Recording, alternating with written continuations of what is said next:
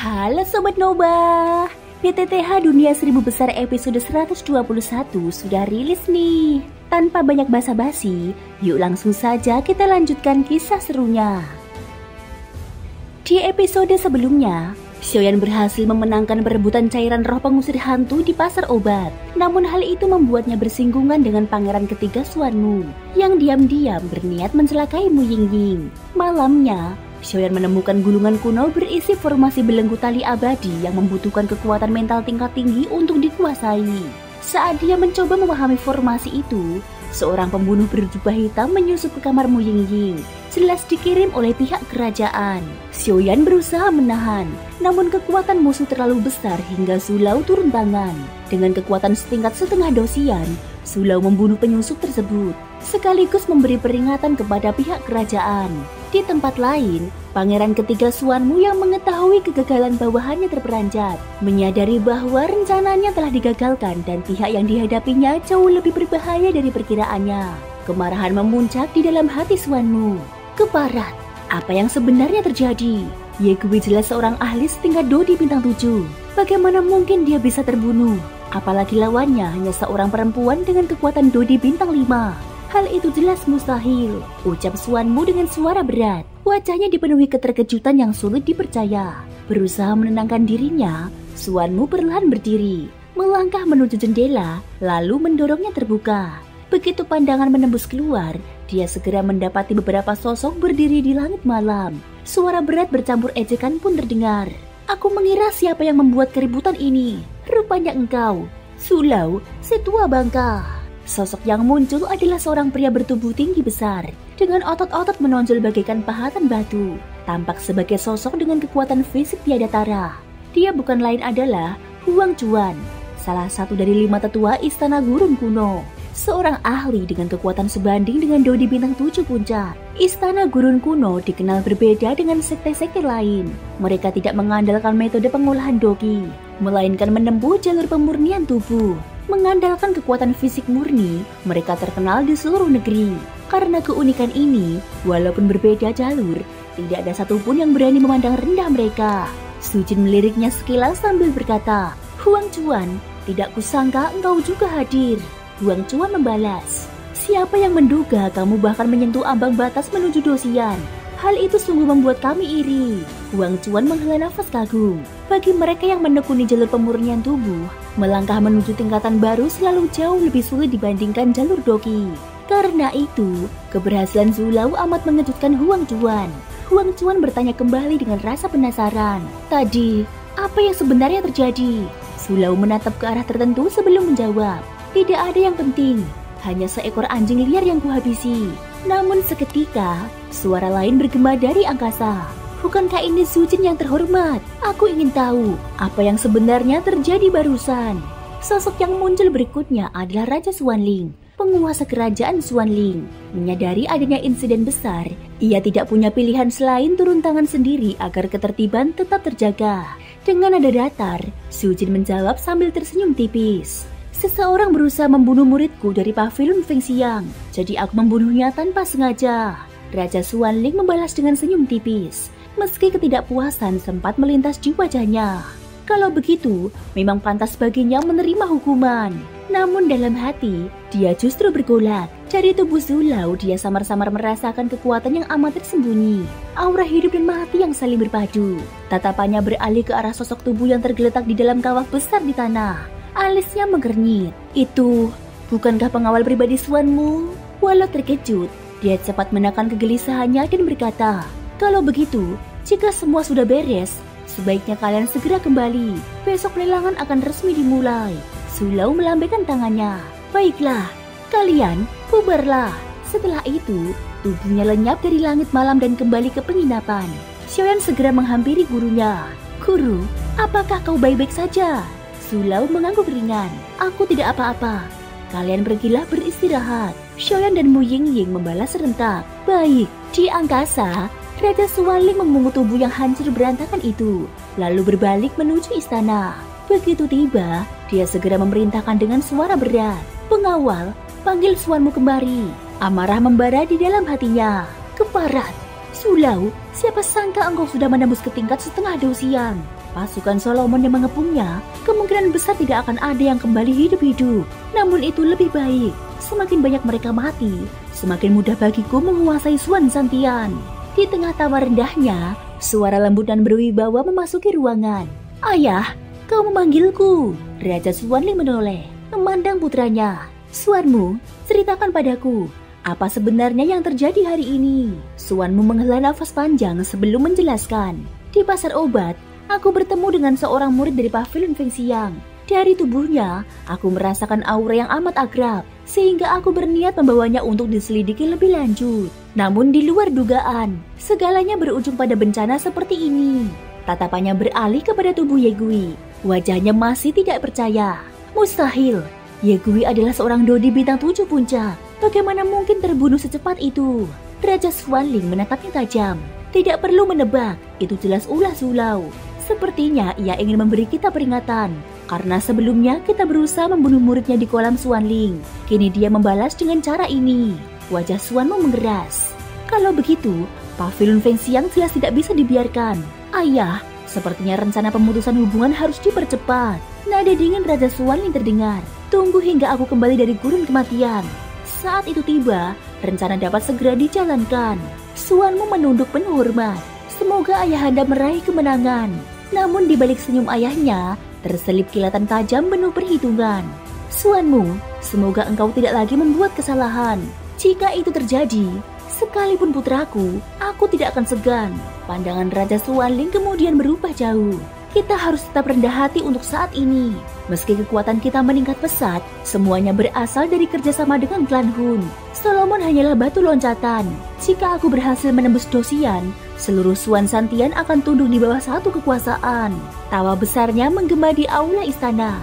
Pada saat yang sama, nyala api merah pekat menjalar perlahan di tubuhnya. Api itu begitu murni. Kekuatannya bahkan tidak kalah dari gabungan 23 api surgawi yang pernah digabungkan Xiaoyan. Malam berlalu tanpa percakapan berarti. Dan dengan segera fajar pun menyingsing. Cahaya pertama yang merekah di ufuk timur menandai tibanya hari baru. Ketika sinar matahari pagi jatuh di kota Suanling, kota itu seketika dipenuhi lautan manusia. Hari ini adalah hari besar bagi seluruh wilayah Suan Santian. Hari pelaksanaan pelelangan agung. Pelelangan yang hanya diadakan sekali setiap 10 tahun ini selalu menjadi ajang yang dinanti. Sebab benda-benda yang menakjubkan dan mengejutkan kerap kali muncul di dalamnya. Tidak berlebihan jika pelelangan yang diselenggarakan oleh kerajaan Suanling disebut sebagai sebuah perayaan megah yang jarang ditemui. Pelelangan kerajaan Suanling dibagi menjadi 5 tingkatan, yaitu tingkat Xian, tingkat Tian, Di, Suan, dan Huang.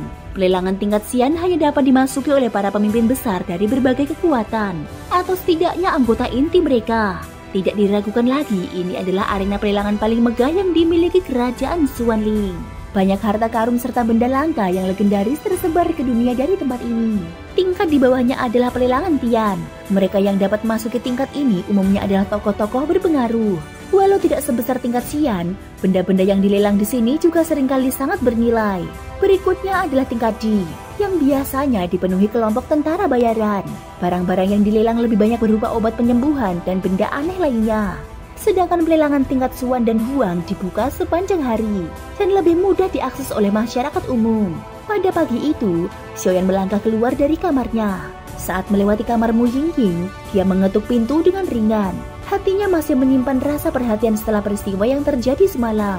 Dia memiliki firasat bahwa Mu Yingying menyimpan suatu rahasia, meskipun dia tidak berani langsung menanyakannya. Dari dalam ruangan, terdengar suara merdu bagi dentingan lonceng perak. Sebelum pintu perlahan terbuka, melihat penampilan Mu Yingying hari ini, Xiaoyan sempat tertegun. Berbeda dari biasanya, di mana dia kerap mengenakan pakaian sederhana demi kemudahan berlatih.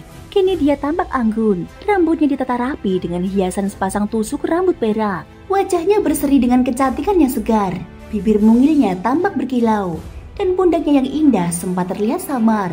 Sosok memancarkan pesona yang menawan.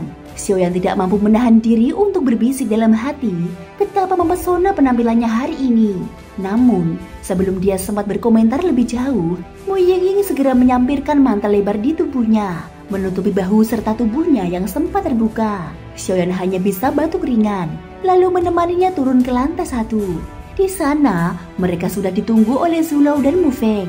Melihat keduanya, Zulau hanya berkata singkat agar mereka segera berangkat. Mufeng sempat menatap Xiaoyan dan Mu Jingying dengan pandangan penuh tanda tanya. Namun akhirnya memilih untuk diam dan mengikuti langkah Zulau. Keempat orang itu pun berjalan menuju jalan utama yang mengarah ke tempat pelelangan kerajaan Xuanling. Suasana kota begitu ramai, hingga gelombang manusia seakan mendekat dari segala arah. Mufeng tidak dapat menyembunyikan keterkejutannya. Matanya hampir melotot menyaksikan kerumunan luar biasa itu. Ini adalah pertama kalinya dia melihat lautan manusia sebanyak ini. Zulau tersenyum kecil, menjelaskan bahwa apa yang mereka lihat hanyalah permulaan. Pelelangan 10 tahun sekali yang diselenggarakan oleh kerajaan Xuanling memang selalu menjadi perayaan megah. Dia sendiri merasa cukup puas, terutama setelah menunjukkan kekuatannya pada pihak kerajaan malam sebelumnya. Dengan kekuatan setengah tingkat Dosian, ditambah identitasnya sebagai seorang ahli formasi pertempuran, pihak kerajaan pasti akan berhati-hati sebelum mencoba menentangnya. Xiaoyan memperhatikan para penjaga yang berpatroli di sepanjang jalan. Dia segera menyadari bahwa setiap prajurit yang bertugas ternyata memiliki kekuatan setingkat Dodi bintang 5. Seluruhnya mengenakan zirah berat, namun tetap bergerak dengan disiplin tinggi. Jelas merupakan pasukan terlatih. Di bahu mereka terdapat lambang kepala harimau. Xiaoyan mengenalinya sebagai tanda pasukan macan taring. Zulau pun menjelaskan bahwa jika pasukan macan taring sudah turun tangan, kemungkinan besar pasukan elang serigala juga ikut serta. Hal itu menunjukkan betapa penting dan rahasianya benda-benda yang akan dilelang. Bahkan dirinya pun tidak mengetahui isi sebenarnya. Dan kemungkinan besar Raja Xuanling sendiri pun tidak mengetahuinya. Tidak lama kemudian, mereka sampai di hadapan sebuah bangunan raksasa yang berdiri megah menutupi hampir seluruh puncak gunung. Dari luar, bangunan berbentuk lonjong itu tampak seolah sebuah buah semangka yang terbelah dua. Di pusat bangunan tersebut, terpampang sebuah aksara besar bertuliskan Xian, menandakan bahwa inilah pelelangan tingkat Xian. Zulau menjelaskan bahwa bangunan ini didirikan dengan bantuan keluarga Tu, yang memang terkenal sebagai ahli dalam konstruksi. Mendengar nama itu, Xiaoyan teringat pada seorang gadis keras kepala yang pernah dia temui di pasar obat. Gadis itu membawa sepotong giok berukir aksara Tu di pinggangnya. Xiaoyan tidak ingin menimbulkan pertikaian lebih jauh dengan keluarga berpengaruh itu. Soal tuntutan ganti rugi yang pernah dilontarkan gadis tersebut, dia memilih untuk menganggapnya sekedar lelucon. Pada saat yang sama, di kaki gunung tempat pelelangan, Tuling tiba bersama gurunya. Gurunya menyerahkan sebuah cincin penyimpanan dan memintanya memberikan benda itu sebagai ganti rugi kepada seorang alkemis yang akan ditemuinya nanti. Tuling mendengus kesal, mengingat kembali bagaimana dirinya pernah dipermalukan oleh seorang pemuda bernama Xiaoyan. Dia menggenggam erat cincin itu dengan mata berkilat penuh amarah. Dalam hatinya, dia bersumpah akan membuat Xiaoyan menanggung akibat dari penghinaan yang pernah dia terima. Di kaki gunung tempat berdirinya balai lelang tingkat Xian, Xiaoyan beserta rombongannya berdiri terdiam, tertegun oleh pemandangan megah yang terbentang di hadapan mereka. Gunung menjulang setinggi ratusan meter berdiri kokoh, seolah dipahat oleh tangan para dewa. Zulau pun perlahan membuka suara. "Pergilah, mari kita masuk ke balai lelang terlebih dahulu." Xiaoyan dan yang lainnya segera menjejak udara, melesat menuju puncak gunung. Tidak lama berselang, mereka tiba di pintu masuk di puncak gunung. Sebuah bangunan raksasa tersingkap dari balik batu-batu besar. Hanya satu pintu kecil yang tampak jelas sebagai jalan masuk, sementara sisanya tertutup oleh formasi alami. Di depan pintu itu terbentang karpet merah sepanjang puluhan meter, menambah kesan mewah dan agung. Beberapa wanita dengan tubuh indah dan senyum ramah menyambut para tamu. Xiaoyan sekilas melirik, menyadari pesona mereka bukan semata bawaan lahir, melainkan hasil latihan untuk memaksimalkan daya tarik tubuh dan sorot mata mereka. Tepat ketika rombongan Xiaoyan mendekati pintu masuk, suara lembut seorang wanita terdengar, menyapa seorang tamu yang baru datang. "Tuan Muda Sun, hari ini Anda tiba begitu awal." Wanita itu mengedipkan mata penuh rayuan kepada seorang pria berbaju zirah. Pria tersebut, yang dikenal sebagai Tuan Muda Sun, membalas dengan tatapan berbeda, seolah membayangkan keindahan wanita itu berada dalam pelukannya. Xiaoyan diam-diam menilai kekuatan pria itu. Orang ini ternyata juga seorang ahli Dodi bintang 5 tahap menengah. Klan Sun bersama Klan Tu memang termasuk salah satu pilar besar di dalam kekaisaran Xuanling. Klan Tu terkenal sebagai ahli bangunan. Bahkan mereka yang membangun tembok panjang yang legendaris, jasa yang membuat seluruh negeri menaruh hormat. Sedangkan Klan Sun bertanggung jawab menjaga keamanan kota Xuanling. Salah seorang wanita di pintu masuk kemudian menyampaikan pesan dengan suara sopan. Tuan Muda Sun, kepala klan Sun sudah berada di dalam. Dia berpesan agar kamu segera masuk. Tuan Muda Sun hanya mengangguk ringan. Aku mengerti. Namun sebelum melangkah, tatapannya beralih pada rombongan kecil di belakang.